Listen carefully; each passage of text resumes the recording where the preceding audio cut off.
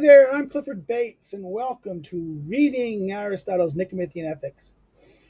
And we're going to be reading the ethics basically from cover to cover, from beginning of book 1 to book 10, chapter by chapter, and a chapter a day. So they're going to be shorter videos because of it. Back to returning to this format I did for the Aristotle's Politics. Because the chapters are going to be some longer, some are going to be shorter because we're doing by chapter by chapter. Book 1 starts out the ethics. The ethics. The ethics has a very unique structure. I want to talk about the structure for a short second before I go right into the text. The structure of this has 10 books, but the structure is book 1 through 4. We get the virtues.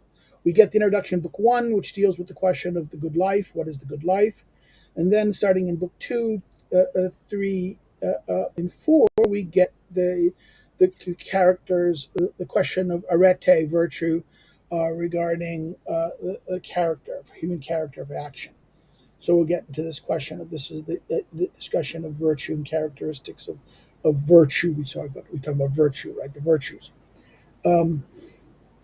What's so interesting is book 5, which is book 5, 6, and 7, which are books that are shared with the Nicomachean Ethics.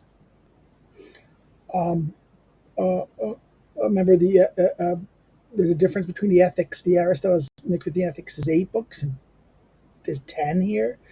It's like the 8 books of the politics. And this is what some people argue, that the Nicomachean Ethics and the politics should be read together because they have the same kind of 8-book structure, and whereas the Aristotle's Nicomachean Ethics is 10-book structure, something different. And there was what was always a question. Everyone knew that there was probably another politics as well, because the politics follows the Nicomachean Ethics. The end of the Nicomachean Ethics, it goes to just in book 10, the last chapter, addresses the question that transcends the question of legislation, which then leads us into the discussion of the political, right? That's that whole transition. The question is, the assumption was always that the Nicomachean Ethics was a transition to politics, but maybe we don't have that politics. Okay, this is a very different structure of that question. So therefore, the structure of it is now book 7. Book 5 deals with justice. Book 6 deals with the intellectual virtues, or the excellences of mind, which is a very good summary, which actually summarizes the different virtues of thinking, of reasoning, which I think in many ways gives a kind of alternative understanding of reasoning that is then dealt in a totally different way in the metaphysics. But then, then chapter 7, book 7, we get what? We get this whole puzzle, the puzzle of prudence, the puzzle of deliberation, of action, and the question of this. And then we get the famous 8 and 9, which are what? 8 and 9 are a digression on friendship, that is completely different from, in that sense. Some people argue that it's an ascension, something outside of the theme of virtue in that sense. And that's one of the major things and actually this is where in the friendships discussion you get a proto-teaching of the politics in it as well. You get the book 8, chapter 10, you get the famous constitutional structure of the constitutions, the first initial giving of the constitutional frames of regimes, politeas. That will become famous again in Politics 3, and then also returns again at the beginning of Politics 4, right? The so-called sixfold characters of regimes, right? The two criteria, the question of common good, self-interestedness, and one few many, right? This criteria, twofold criteria, which we've talked about when we discussed about the politics in our discussion of politics. And then last but not least, chapter 10, which gives us the discussion, book 10, which gives us, again, the question of happiness, again, the question of, ties up the question that began the beginning of book 1, what is the best way of life? and that tied this to the question of this. So let's start our thing looking at book one, chapter one. So let's go turn to that. Um, every chapter one, every techne, and every inquiry, and similarly every action as well as choice is held to aim at some good. Now, let's get to know. He goes. Aristotle introduces several concentric themes here: techne, technical art or craft, such as shoemaking, and the knowledge that goes along with it; praxis, action, which deals from the part of the soul characterized by longing and desiring, right? And poiesis, choice, closely tied to action. See the glossary for each of these and other terms. The glossary is very important. The Greek here is very good. The verb Aristotle uses here is held to doke, is related to the noun of opinion, doxa.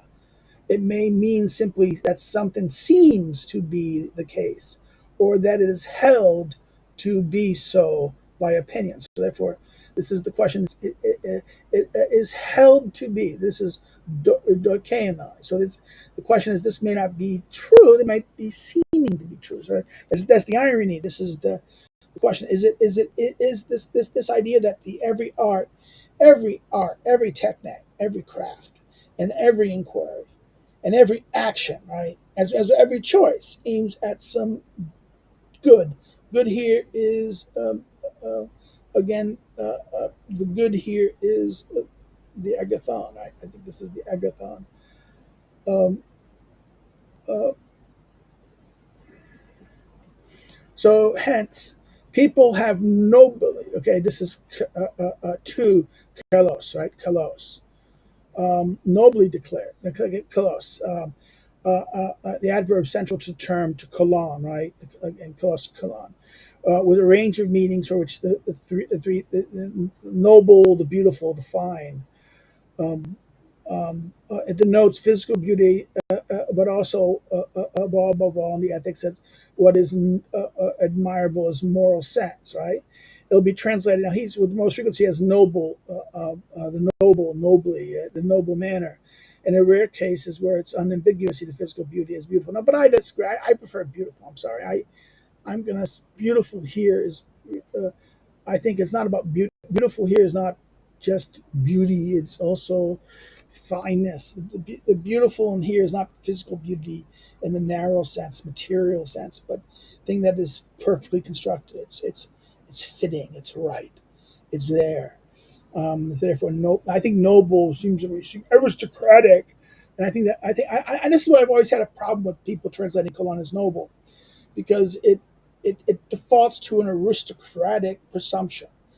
And I think beauty, seeing Kelowna as beautiful means perfection. It means that it is the perfect thing. It is the fitting thing. It's the thing that is right. It's fine. Fine is okay. I preferred fine as well, but fine is so lacks the power. Nobility. See, the problem with nobility, something noble, something is fitting. I mean, noble used to mean something else, but it defaults now to us noble, the nobles, the aristocrats, right?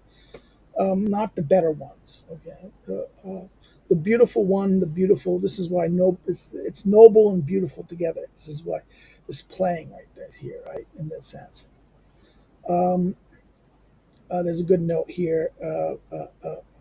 In the present instant, Aristotle may say that the declaration question is a noble one because it expresses a noble sentiment that all things aim at the good, but not necessarily a true one. So I have a problem. It's beautiful, it's noble, but not true, right?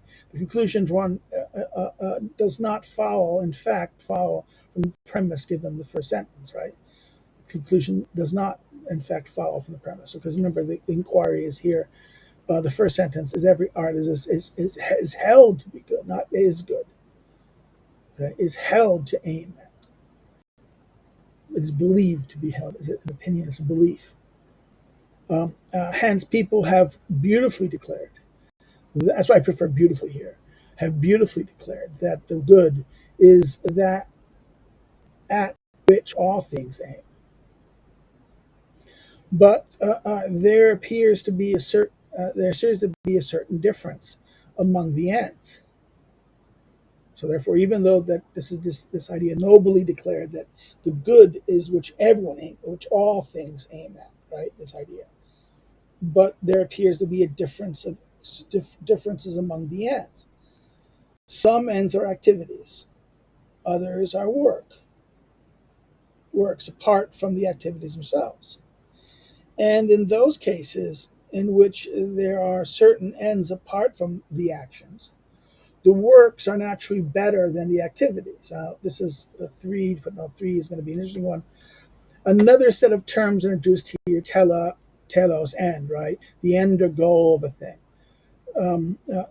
Energia, activity. Energia, activity means the state of being engaged as an act or being carried out of a deed, out of a deed, right? Something, so an ergon, a deed, right? Thus, it related to the next term, ergon, right? Deed.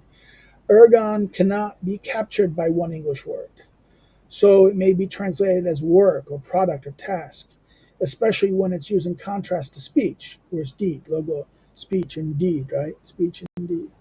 So therefore, this is why ergon is a very difficult word in that translation. This is why, in that sense. So therefore, this idea here is that certain things are different ends. In the end, some ends are going to be activity, others are works, ergon.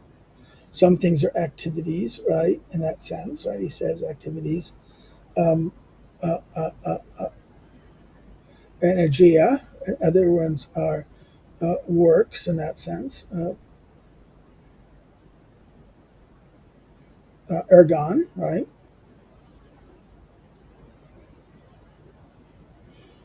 That are apart from the activities, the energia themselves. And those cases which are there, certain ends, teloses, are apart from the actions. The works are naturally better than the activities. Right? This is the hierarchy. That works, the works are better than the activities. The ergon, the energia. Right. So let's go to the next thing. Let's go over here to this next paragraph. So 2 paragraphs. The first paragraph, like here. The second paragraph is now, since there are many actions, arts and sciences. Um, Again, for the knowledge, episteme, or knowledge in the sense of episteme here in the plural, right? So this is that there are, or knowledge, so episteme, sciences, right? This is that sense. Episteme. We use science or scientific knowledge to distinguish episteme from the other term Aristotle uses as gnosis. Other term Aristotle uses for knowledge is gnosis. Gnosis. See, that's what he's using science because he wants to see episteme as science, but this is a form of knowledge. Because gnosis is also a knowledge. So gnosis and episteme are 2 different things. Episteme knowledge is logical, it's rational, and gnosis is something that is simply there. It's an accessed thing, right? This is where Gnosticism comes from, right? So now, since there's many actions, arts and sciences, technes and epistemes, the ends too are many. So the ends are many.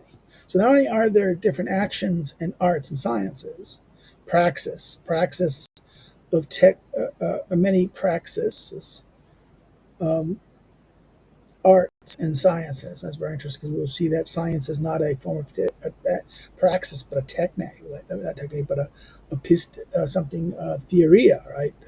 Book 6, right? The ends too are many of medicine. So therefore the ends are 2. And he goes to an example here of medicine. The end is health. Of shipbuilding, a ship. Of generalship, victory. Of household management, oikonomikos, wealth. Right. This is interesting. Aristotle would deny this, and oikonomikos, household management, was not wealth because that's one dimension. That's a very interesting point. He brings wealth here, right? Economics, the word economic, oikonomikos, Household management is economicos, wealth. Now we would say this makes sense. This is the idea that economics means wealth making. But remember, this is something he will degree in Aristotle's Politics book one. He will challenge the idea that the household is merely about wealth making. In fact, he would argue that it's really about living well. Right? The question of it is the beginning point of the organism that does attempt to live well. And it's not able to do so perfectly, but it tries to do this. Right? This is again book one of the Politics of three book chapter, starting in after the discussion of slavery. Right? Book three, starting in book three, chapter three of book one. Right? Um, And in all things of this sort that fall under some capacity, dunamis, or power, some power, dunamis, this is a question of power, activity, so capacity, something to do something, capacity, dunamis, fall under some power or some capacity, dunamis. For just as bridle making and such other arts concerning equestrian gear fall under horsemanship, in other words, these other capacities fall under horsemanship, while this art and every action related to warfare fall under generalship, right? So, in the same manner, some arts fall under one capacity and others another. In all of them, the ends of this is the idea that okay, so that some ends are connected. Some arts are just connected to certain, but then other arts, this thing is connected to that thing, and that thing is connected to that thing. It's related with that thing. So he argues that the arts kind of are connected. He goes, all of the arts themselves, right? All of them. The end of the architectonic ones are the most choice worthy. So our architectonic are the ones that are the higher art, the arts that are the higher arts. The lower arts, the subordinate arts, the other arts like saddle making, horse.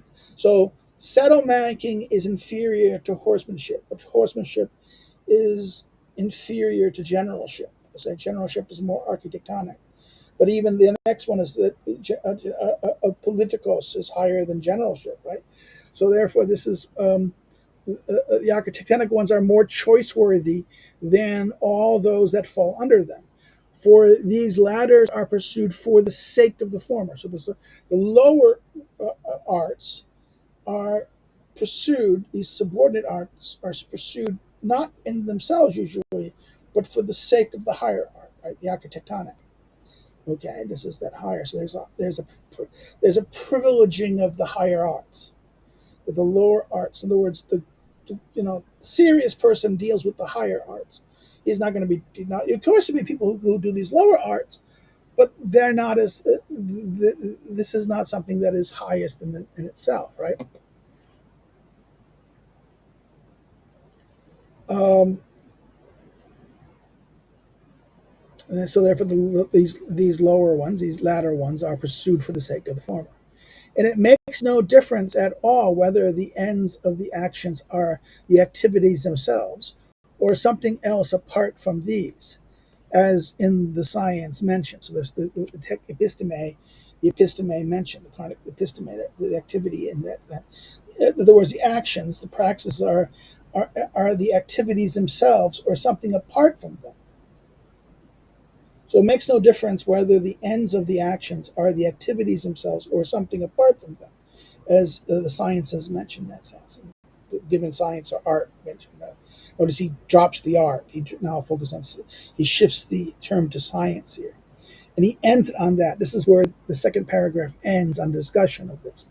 The question of the architectic art, that all the arts have a hierarchy. It's the idea that the all arts or sciences aim at some good. The argument. This is what we held in the highest good. And we all believe that this is a beautiful belief. This is the beautiful belief in this sense. But then all things aim at this, right? This is this idea, and that therefore this idea again, the actions. Now we talks about the different types of actions, and then we talk about the arts themselves and the connection to the ends of the art and its end, and that therefore, but then the arts and the end of the arts, and then there is the arts themselves have an interrelation with other arts, and higher ends, and in other words, this art and its end services this art and that end. Okay, and to the architectonic art that services the end of the architectonic art, which is the good life, the highest art. So let's go. So let's stop here.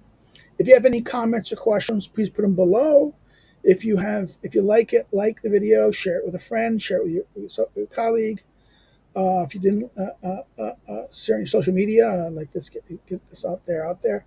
If you didn't like it, you can say no, but say why in the comments.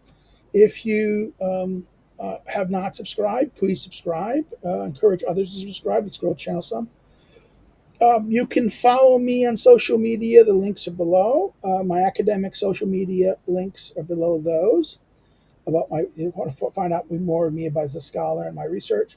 And that thing you can do is you want to help me to do what I do. You can become a member through subscribe Patreon. You can become a supporter through those mechanisms, or you can buy one of the books that are listed below, my published books that are listed below. Well, that's it. And please, I'd like to see you rise around. We're going to continue this going on here. Take care. Let's see how it goes. Okay, take care. Bye bye. Have a good day. Next chapter, we'll be looking at chapter 2. Bye bye.